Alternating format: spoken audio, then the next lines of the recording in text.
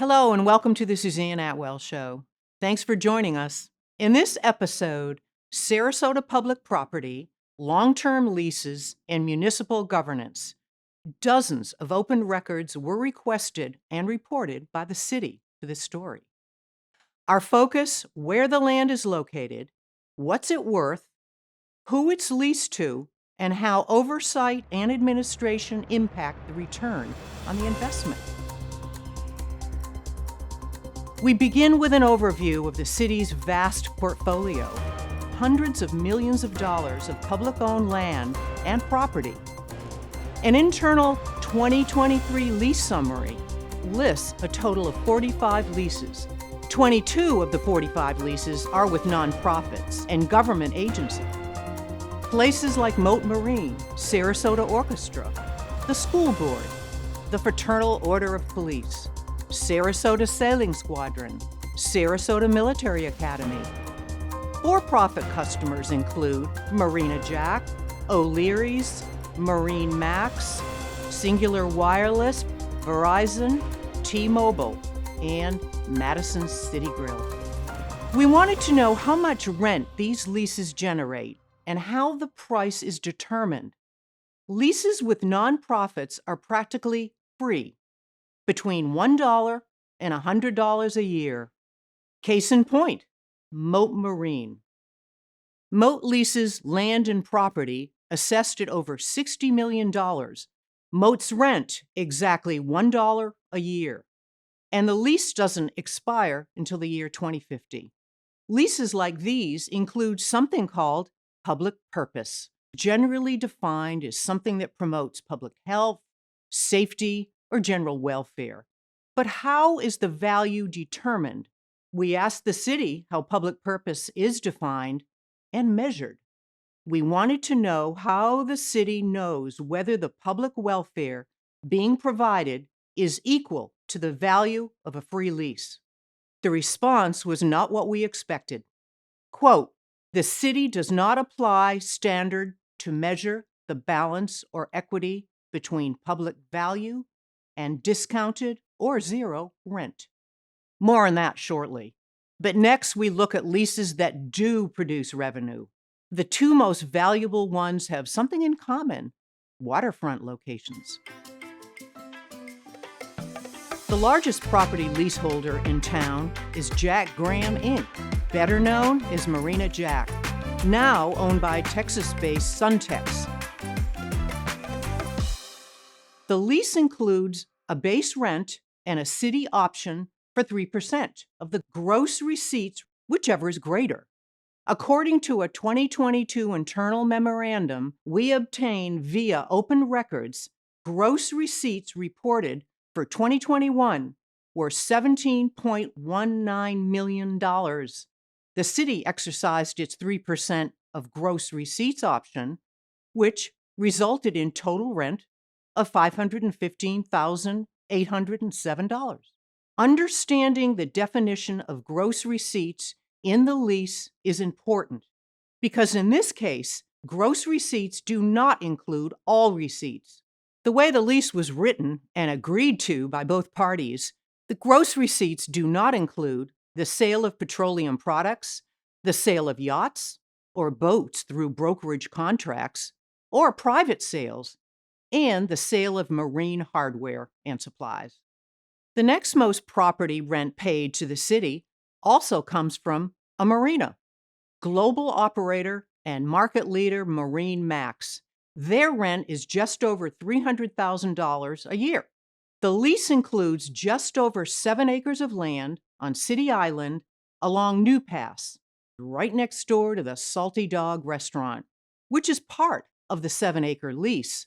The Salty Dog pays rent to Marine Max, not the city of Sarasota. Coming up, we talk with the Marine Max general manager here in Sarasota. But first, we go back to the question of how the city is managing these leases. In November of 2020, the Office of the City Auditor and Clerk issued an internal audit of property leasing. The objectives were to determine whether revenue is received according to the leases and whether they were held accountable for compliance. The audit conclusions are comprehensive. Revenue not being consistently received, city lease administration needs to be centralized, sales tax calculated at incorrect rates, and a lack of oversight and monitoring of below-market leases. Those are very serious conclusions. To provide context and background, we begin our conversation with someone who has spoken out for lease reform and better commission oversight, former Mayor Kelly Kirshner. Welcome, Kelly. Thanks, Suzanne. Great to be here. It's wonderful to have you. We're going to be talking about Sarasota city property leases and the tax breaks. You and I go way back. 2010, you were mayor, I was a commissioner. And heavy on that agenda, I remember. We were all concerned in different ways about the property taxes and Marina Jack. What I'd like you to do is go back then, give us a civic lesson on what went on then. I think the first thing that really instigated it is, first, we're in a recession. We're looking in a recession to ensure that families are struggling, not only in the city of Sarasota, but from throughout the region, that they have access to parks and the water. And so we had an issue with valet parking where literally half of our public parking spots are not being allowed to be used by the public. And on most days, those spots would be empty. And we fielded a lot of complaints from citizens. And so it really is that point we start getting into the lease, and you start looking at it. And this is a lease that dates back to when Marina Jack's was created, that I want to say was the early 60s, but maybe in the intro it detailed that. And it almost seems, if you go back and you talk to old-time Sarasota folks that have lived in Sarasota for many decades, that lease is one that when Marina Jack's and the management of it, when they would find the right 3 votes, they would run and re-up a 30-year lease. And so part of our conversation was really diving deep into that lease. I had an intern who was a finance graduate from FSU, just in transition to getting his first job. And he actually did an assessment looking at marinas with full-service restaurants throughout the state of Florida, particularly with a focus on the west coast of Florida, to try to get a baseline of what a market rate lease would be, and then get a net present value, which means if we would go out, which ironically is what the owner of Marina Jack's did, and sell that business, you're selling your business plus the lease associated with it. What is that value, and what is the delta between our lease versus what the true market value was? And it was referred to as the Walker Report for the last name of that intern. And I want to say, if I'm not mistaken, and you can find it online, that net present value of basically lost, revenue, but you can imagine over a 30-year period, but the net present value was $15 million of a delta of really what amounts to a sweetheart deal for a private company. And we were asking a lot of questions. It's kind of funny, and I talk about this a lot. It wasn't funny at the time, but my only death threat while I was a city commissioner and mayor was related to looking into that lease. And I was at Marina Jack's speaking to the Rotary Club one day. And after I got done speaking, I walked downstairs and there's a line for the valet. Actually, there was only one couple in the line, and I parked far away and I was about to walk to my car. And an older woman said, "You're that Kirshner boy, aren't you?" And I said, "Excuse me?" And she goes, "I know who you are. You're our mayor." And I said, as an older woman, I said, "Yes, ma'am. I was so excited to meet a constituent and hope that she had something nice to say."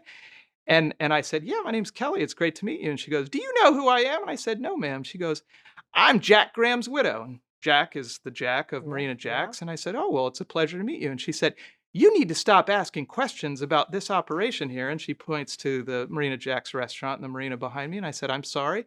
And she goes, "Do you know what kind of people we are?" And I said, "Excuse me?" And she said, "You need to do that thing on the computer. What is that?" And she looks to the younger woman next to her, but the woman was still much older than I was. And she said, "Google." And she said, "Yeah, you need to Google our family. Let me just say, my brother shot a man in his head for snoring too loud." And then I said, "Well, thanks so much." And I walked away. And just Oh. in an abundance of caution, I Mm-hmm. sent an email to Peter Abbott, who was the chief of police at the time, Right. and said, "This probably doesn't mean much, but in case I come up missing or something should happen, I just want to Mm-hmm. share what the conversation was just Mm-hmm. now." Um, but I think, and then people say, well, do we have corrupt city commissioners? And what I can say is, in the history that I know of the city of Sarasota, we have had one sitting elected city commissioner and mayor who was arrested, and I think his name was Ken Norman. And you can fact check me if you want, and that would have been in the early '80s. And one of the stories about Ken Norman was that nearly every night he would be seen eating and drinking at Marina Jackson. He would walk out and somehow never had a bill.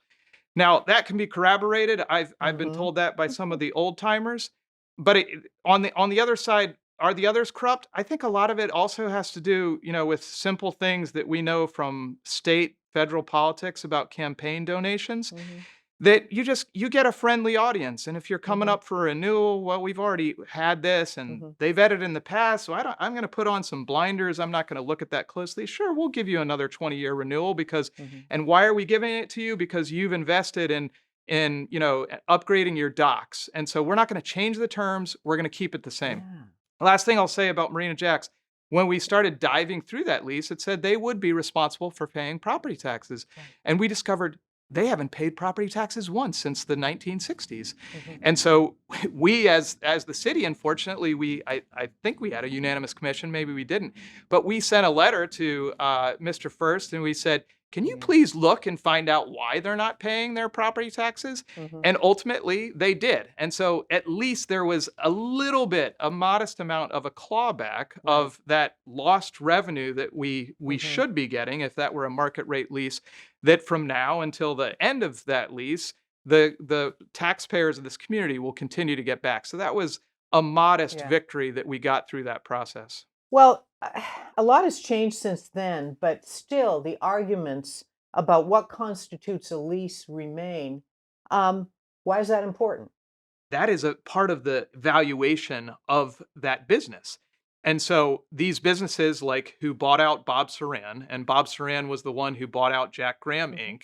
And so it's just a change, the ownership changes, but they're buying that lease. That is the value. So you're buying the shrewd negotiation of, maybe for lack of a better descriptor, of whoever was smart enough to pull the wool over the eyes of 5 elected officials and city administrators, Mhm. that as long as that endures for 30 years, and if you're shrewd enough to give money in campaigns to 3 people and you know how to count, and Mhm. you go back in and you re-up that lease, that's that value. And so I think the public needs to understand that. I don't know, honestly, that we can fight that, Yeah. that when they sell these leases to others, they have enough lawyers to have gone through the process to know how they have to structure it appropriately, that they just assume the responsibilities of the Mhm. lease Mhm. and they will carry forward in the next 20 years. And so, what they exchange in terms of that business is built upon, again, the sweetheart deal of the lease. Yeah. Then again, that's been done many times with Marina Jacks. The other example, probably of the most valuable real estate we have, is on City Island, with another private vendor that I think is on this show with Marine Max. And I think Yes. that's close to 9+ acres. At one point, when I was on the commission, Marine Max came and they said, the we're hurting, but we see an Mm. opportunity in doing these elevated boat racks, Yep. and we're going to be able to store so many more boats there, and there's a great revenue opportunity, and we'll give you a modest increase in it, Yeah. in rent. And here it is. And they passed the updated lease that, by the way, would give a modest amount, but the argument was, if we're going to make this, we want another 30 years, I believe, is what they wanted on their lease. And so we had learned enough with Marina Jacks. I said, I think that's great. It's awesome in this economy. You're ready to do that, but we really need to open up the lease and Right. and do a market-based assessment. Sure. And they said, well, absolutely not, because they knew that they were locked in. Mhm. That if and the gentleman was, very honest with me, Mhm. that Mhm. that the valuation of their company, and if they wanted to sell the company, it's based on that great deal that they got from the city. A little bit back with Marina Jack, they merged with Suntex.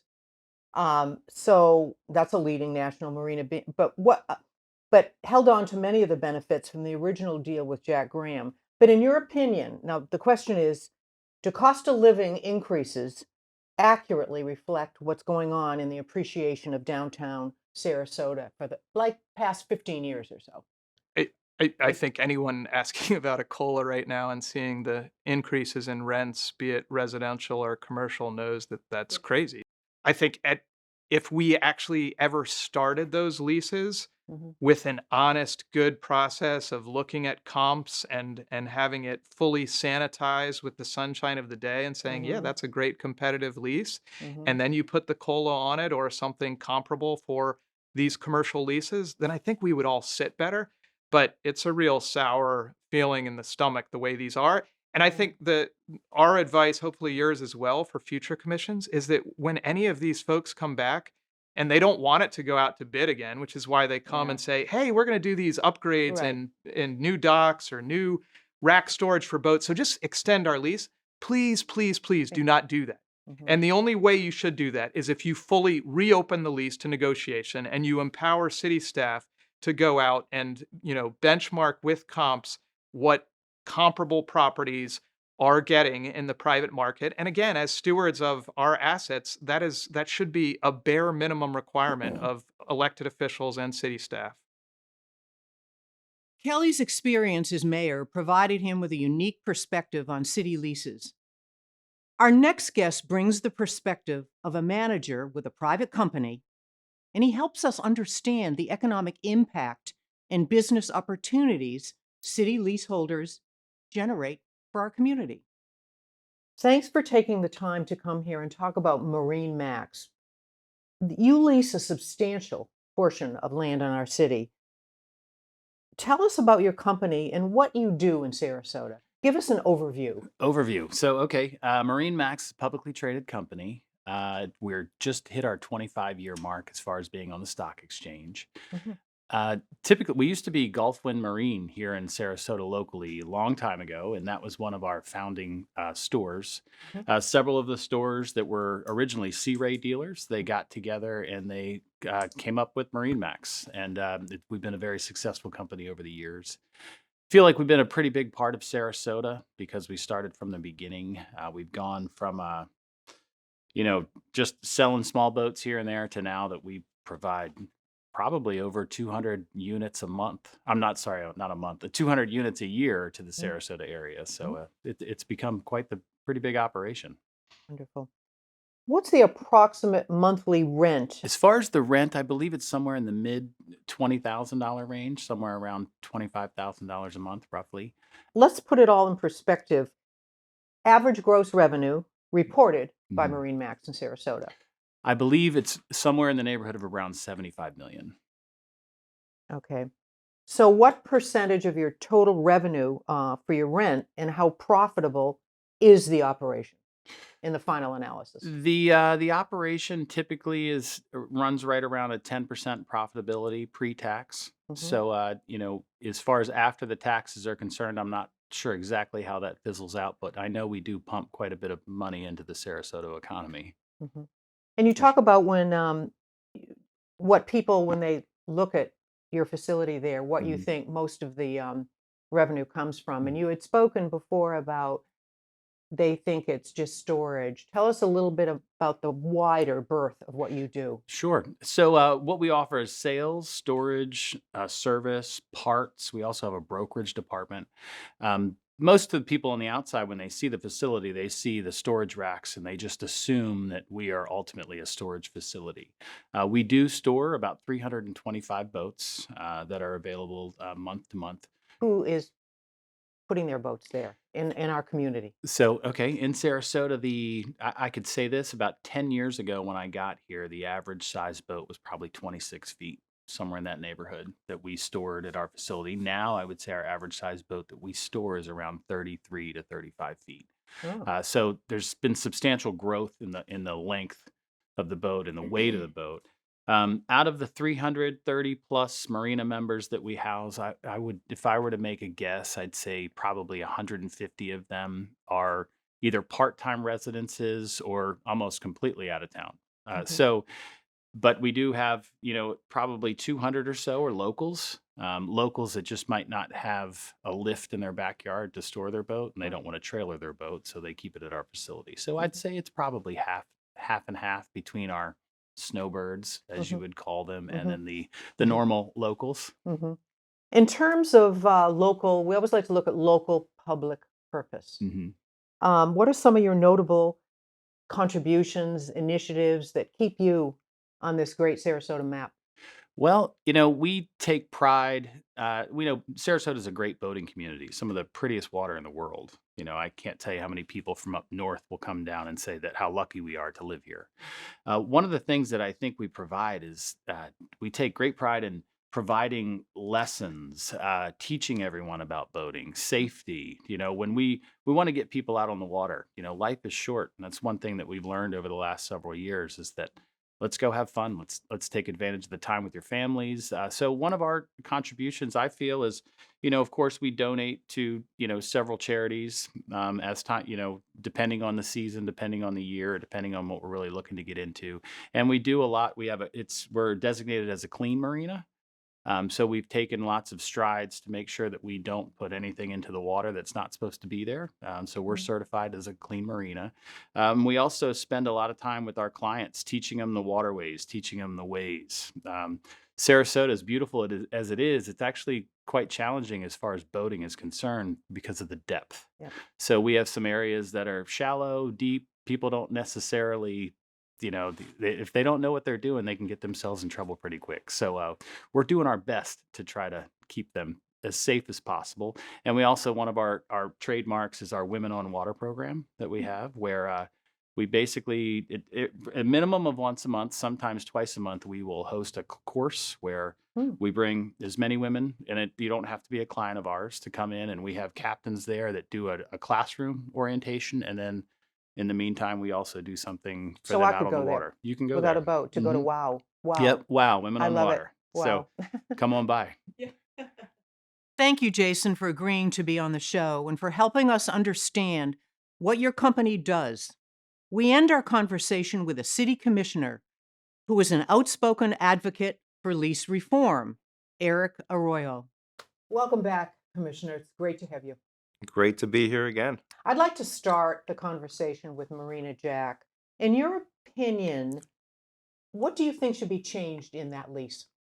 The Marina Jack lease, I think, should be changed. I wrote him a letter, and it actually came out on the front page of the Herald Tribune, where I said we should seek a more equitable lease. Their lease ends in 2027. They have two 10-year options to extend. So the soonest we'd be able to do something with that land or renegotiate the lease is 2047, and then they pay a percentage of gross revenue. And if gross revenues was exactly what you and I think it is, that would be fine. But gross revenues is defined to exclude their gasoline, their dock and boat activities, some of their alcoholic activities. And so I said let's include that. Let's include all of these exclusions in there Mhm. and tweak some other terms. But I think that would make it so that we receive you know, maybe 3 million, which I think is what would be market rate for that property. It's so misleading, it shouldn't even be allowed. Meanwhile, the company sold in a few years ago, 5, 6, 7 years ago, I think, for $40 million. Do you think we got 2% of the $40 million that was received? We did not. We got nothing. I said, okay, well, I said there might be in my letter that I wrote to them, and I was being very nice, and they are very nice people. They're Yeah. professionals. I said the lease prohibits you from assigning it to another entity, and Mm. they're like, oh, wasn't an assignment; it was a merger. Well, I'm a corporate and an estate planning attorney, so I deal with a lot of these things, and it was not a merger. There was an entity before, and there was an entity after. It was not one it was not their entity merging into the existing entity. So I was just saying, why don't we have the discussion that none of the contracts we currently have are with the new entity? So overall is this all possible, Uh, in your opinion? it's possible because we allow it to be possible. Uh, the um,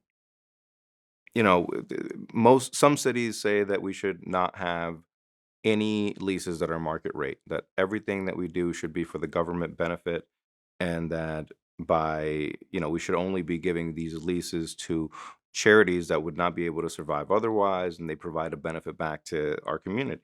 Luckily, because of a gentleman who passed away, but I'm going to give him some honor. His name is David Boswell Mm. at the city. We were able to implement a land lease policy.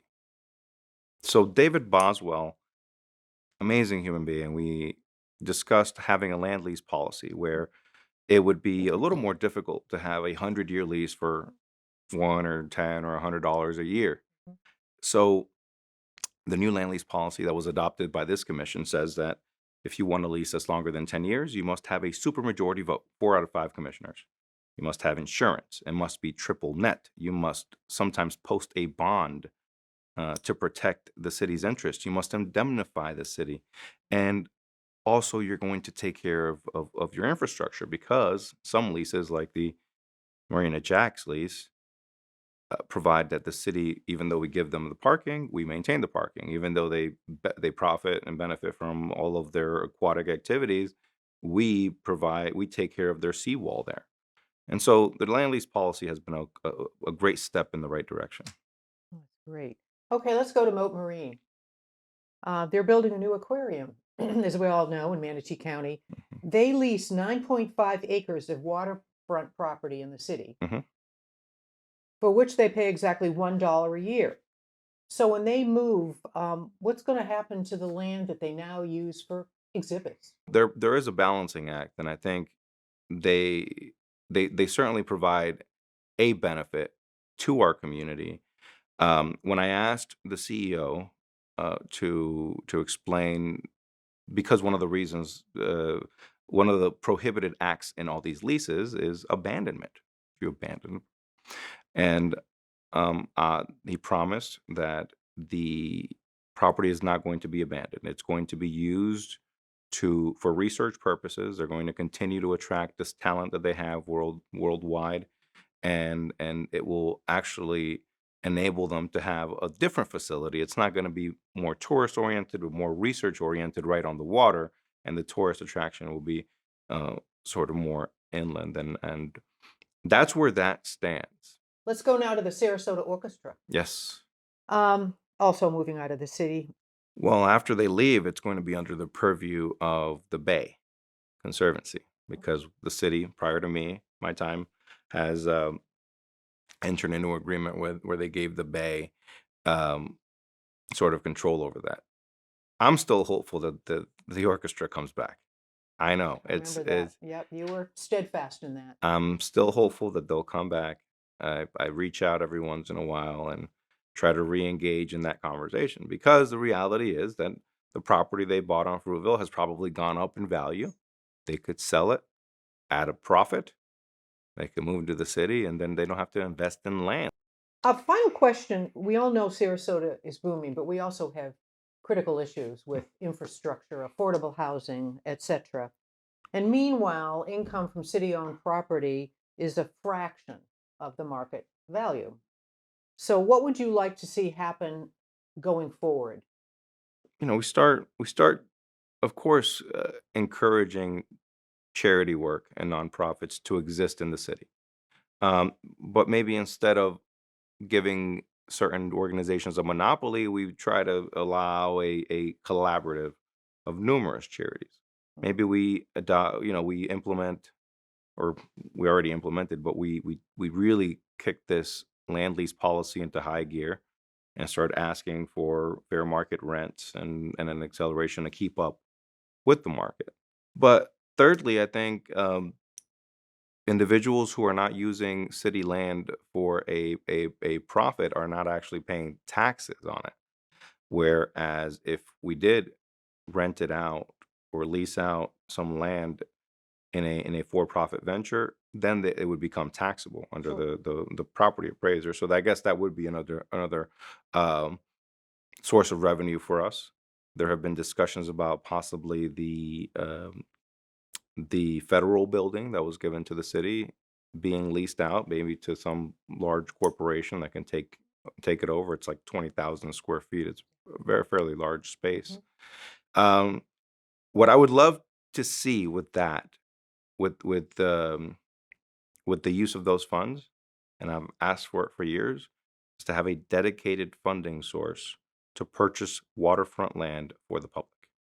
I would love to use city lease money Mhm. coming in, buying waterfront land, and maybe having a park expanding, because it's our one resource that we can't allow for it to just be enjoyed by individuals with means, right? Mhm. Everyone in the city who pays taxes should be able to at least go to a park and enjoy, sit Right. down in the grass and just enjoy a nice sunset.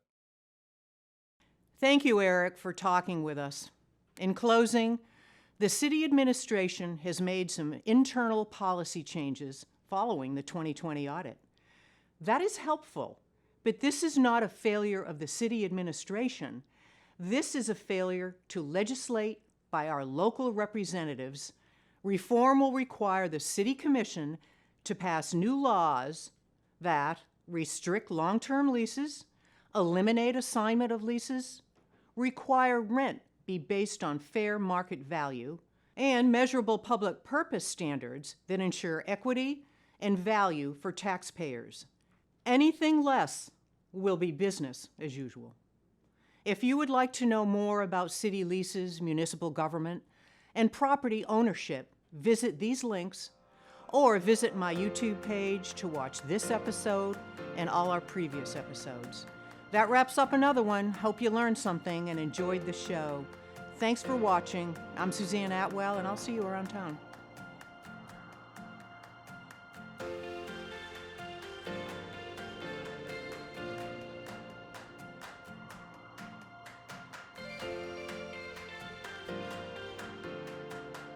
Atwell Media is a registered, not-for-profit 501c3. If you would like to support local public service programming like this, please visit our website, suzanneatwell.org, to make a tax-deductible donation. Thank you for watching.